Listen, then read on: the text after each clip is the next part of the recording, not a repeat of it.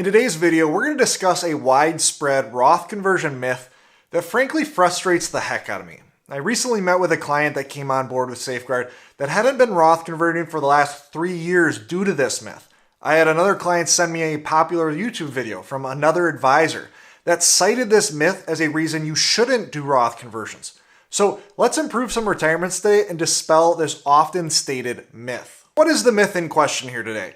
Believing that Roth conversions don't make sense if you don't have outside sources like savings or a taxable account to pay the Roth conversion taxes. So let me give you an example of what I mean. Say you had $2 million saved for retirement, but it was all within your traditional 401k. You have no retirement savings outside of this 401k. There are many advisors and media sources that would tell you that, unfortunately, you shouldn't perform Roth conversions because you have no way to pay the taxes. And this is simply not true. And I'm going to show why in this video. Now, disclaimer here. I'm primarily talking to those over 59 and a half in this video. If you are younger than 59 and a half, then paying taxes from retirement accounts might not be allowed in your situation. So just to be clear on that front. So I think to start out this conversation, I actually want to start with the conclusion or takeaway and then add data to prove that point rather than build to the conclusion. In retirement, you have 3 tax buckets that you can utilize: tax-deferred accounts, Roth accounts, or taxable accounts. I think part of the reason this myth is so persistent is people mix up best and viable.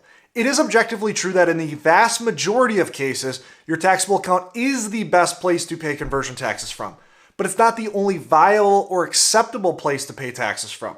A taxable account is a leaky bucket where you pay taxes to contribute to this account, you are taxed during growth through dividends and interest, and then you are taxed again when you sell positions within this account with any capital gains that you've realized.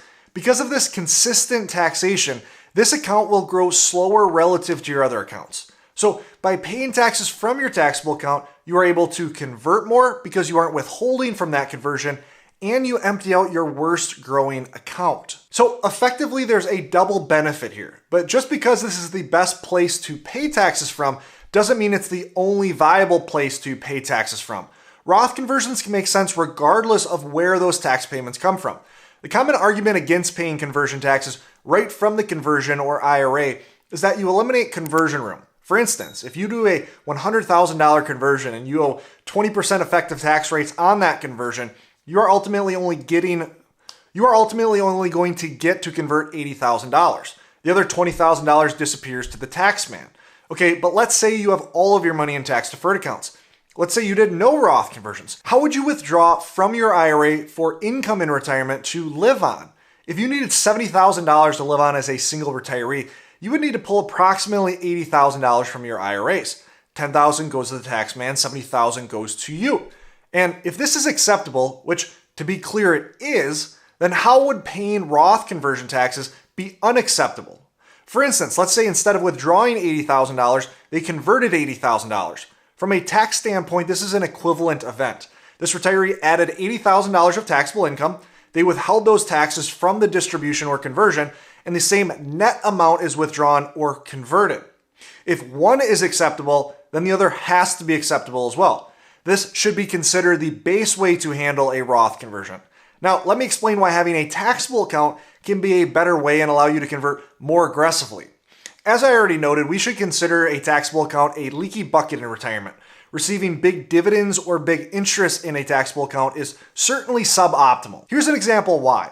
We're using $1 million here for nice easy math. Say you own a bond earning 5% in a retirement account. That interest has no effect on your situation because you never pay taxes during growth within a Roth or traditional IRA. Taxable accounts are different, however. Say you are in the 22% tax bracket. You receive $50,000 worth of interest. That gets added to this year's tax return, and you're going to owe another $11,000 in taxes due to that interest. You now have less invested on your behalf moving forward in the next year. Earn 5% the next year, and now you earn a different amount of interest between these two accounts because of the differences in balances here. And the gap in performance just continues to grow over time. The same thing happens when receiving dividends in each of these accounts, but just on a smaller basis. Those dividends become taxable to you in that given year. Paying that tax means you have less in your taxable account, compounding for your benefit in the future. Now, for those of you that have frequently watched our YouTube channel and Roth conversion videos, you're probably sick of me repeating this, but the value of a Roth conversion is determined by the tax rate you pay today on that conversion versus the tax rate you avoid in the future through converting today. For instance, if you pay a 22% tax rate to convert today, and that conversion helps you avoid taking money out of that traditional IRA in the 22% bracket in the future had you not done that conversion, I'm simplifying here, but you have a mathematically equal situation. If you pay a 22% rate today to avoid a higher rate, like 25% in the future, this is where you're going to see the benefits of a conversion start to make sense. If you remember this heuristic alone, you are on your way to making better Roth conversion decisions. Where this rule isn't 100% correct is in the case of adding a taxable account to this situation. Let's say you had a savings account with $22,000 in it, and we are looking at converting $100,000 at 22%. So we have two options here. We pay taxes out of those savings, or we can compare it to investing those savings and then paying conversion taxes out of the actual conversion. We are looking at your investments earning 7% per year with a 2.5% dividend rate and then paying 15% capital gains rate on those dividends. Now remember, the taxable account will grow slower than retirement accounts due to those pesky tax drags. Because of this, if you empty the taxable account to pay those conversion taxes, you can actually afford to pay a higher conversion rate on the front end of actually 25% here. What changes? The taxable account and its tax drags. You are no longer comparing no conversions to conversions in retirement accounts where the growth path is assumed to be the same. Because of the taxable account growing slower, exhausting this account in lieu of keeping more in tax protected accounts like Roth is ideal. To add a secondary reason why paying that tax from a taxable account is intelligent, it allows you to get more conversion room out of that conversion. If you're picking a target like trying to max out a certain bracket, then paying conversion tax directly from your conversion will limit your conversion. You only have the room that's left in the bracket after all. But if you pay taxes out of a taxable account, oftentimes the capital gains from selling out of that taxable account can simply stack on top of that full conversion you are already doing. You can note this with the graphic on the screen. This retiree is in the 15% capital gains bracket even after maxing the 22% bracket with a full conversion. So capital gain taxes can simply be stacked on top of this, allowing for more conversion room, and you still have the exact same max the bracket target. And if somehow you're not yet convinced that paying Roth conversion taxes directly from your conversion or IRA is all right, let's step through one final proof. This is a case study of a married couple with no assets outside of IRAs. They have $1.5 million saved for retirement, no taxable account, and they need $85,000 per year to live on. This is what their tax graph looks like in the median trial. They are delaying Social Security to 67 for the wife and 70 for the husband, and their median trial tax graph is pretty steady until a dip in year 6 in retirement. Their taxable income goes down for a stretch because now Social Security makes up a large part of their income. The problem is it rises back up 3 years later when required minimum distributions begin. Here they are forced to take out more money than they need, and that pushes them up into the 22% bracket eventually. So we see there are tax problems here stemming from RMDs. If we run this couple through our Roth conversion simulator, we can compare a bunch of strategies like maxing certain brackets to maxing certain IRMA thresholds. Through running all these potential strategies, we find first that Roth conversions do indeed make sense, again, even though they have no taxable account. So now we have both data as well as a theoretical basis to prove this myth wrong. Beyond that, we see maxing out the 22% bracket for a stretch in retirement is the best strategy here. We avoid all IRMA penalties, and depending on how long they live in retirement, we expect this strategy to add hundreds of thousands in after-tax value. More importantly, based on their situation and assumptions, this is a strategy that is set to be beneficial regardless of when they pass away, just to varying amounts.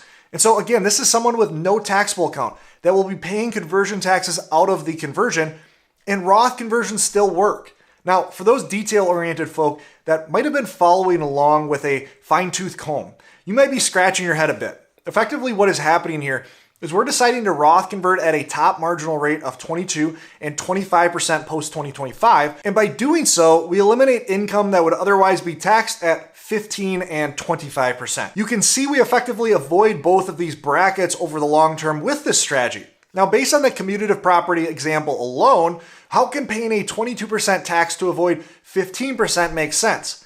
Well, this is where we have to separate the macro message from the micro situation. As we dig deeper into their situation, we'll see why this makes sense, even if on the surface it seems to contradict past messaging in this video. Because of certain assets or income streams a retiree has, their marginal bracket will transform in retirement. Tax planning isn't as simple as looking at broad tax brackets and saying, Okay, I'm going to be taxed at 10%, 12%, 22%, and so on.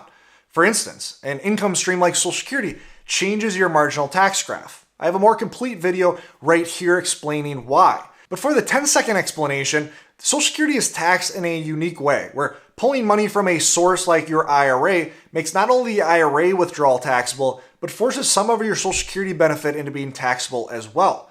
It creates a double taxation situation that raises your marginal rate. Once on Social Security, the 10% and 15% brackets effectively disappear for most retirees.